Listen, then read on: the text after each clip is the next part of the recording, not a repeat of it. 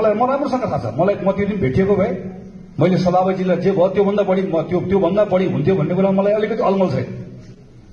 मेरो घरमा आउनेहरूमा टन्न घन्टीहरू थिए, स्थानीय एमाले पनि थियो, राप्रपा पनि थियो। म चिन्छु उनीहरूलाई।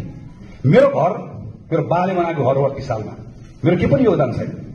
मेरो बा, मेरो आमा, मेरो डिसेबल कान्छो बा, मेरो 2टा छोरी घरभित्र बस्दै गर्दा आगो लगाइएको र मेरो परिवारका सदस्यहरू सबै हुँदै गर्दा मेरै पार्टीका साथीहरूले, स्थानीय साथीहरूले बोकेर, मेरो डिसेबल कान्छो बालाई बोकेर, मेरो आमालाई बोकेर त्यो पर्खाल लगाएर म राम्रोसँग थाहा छ। म त्यो दिन भेटिएको भए मैले सभापतिजीलाई जे भयो त्योभन्दा बढी त्योभन्दा बढी हुन्थ्यो भन्ने कुरा मलाई अलिकति अलमल छैन। मेरो घरमा आउनेहरूमा टन्न घन्टीहरू थिए, स्थानीय एमाले पनि थियो, राप्रपा पनि थियो। म चिन्छु उनीहरूलाई।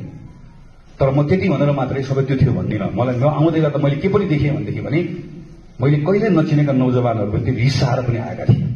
यिनलाई के लागेको थियो भने यिनले हाम्रो खोज्ने यिनीहरू हुन्, हामीलाई बिगार्ने यिनीहरू हुन्। त्यो गलत थियो। त्यो अभिव्यक्तिको शैली गलत थियो। तर 62-63 आन्दोलनको बेलामा हामीले तन्नेरलाई के भनेर बोलाउँथ्यौं? यो राजशाही 200 यति वर्षको यसले लुटेर लिएर गयो, यसका विरुद्ध साथीहरू आउनुपर्छ सडकमा भन्दै गर्दाखेरि रगत उमालेर हामी साथीहरूलाई बाहिर लिएर आउँथ्यौं। प्रत्यक्ष रूपमा हामी हो नि त त्यो बेलामा सडकमा लिएर आउने हो। किनभने उसलाई के भन्यो हामीले? यसले खायो, यसले गर्यो, यसले लुट्यो। यो पटक हाम्रो बारेमा भनिएको थियो, हामीले खायो, हामीले लुट्यो, हामीले गर्यो भन्यो। त्यससँग यसलाई बिर्सन हुँदैन। त्यसैले नेपाली कांग्रेस पार्टीले 23-24 त्यहाँसम्म 22 गतेसम्म आइपुग्दै गर्दाखेरि भित्र भएका घटनाहरूको यसको सबै एंगलबाट यसको अर्को एंगल पनि छ, इन्टेलिजेन्सको एंगल छ। अस्ति नै आदरणीय खाँड दाइले कार्य सम्पादन समितिको बैठकमा केही महत्वपूर्ण कुरा राख्नु भएको थियो, त्यो एंगलहरू छ।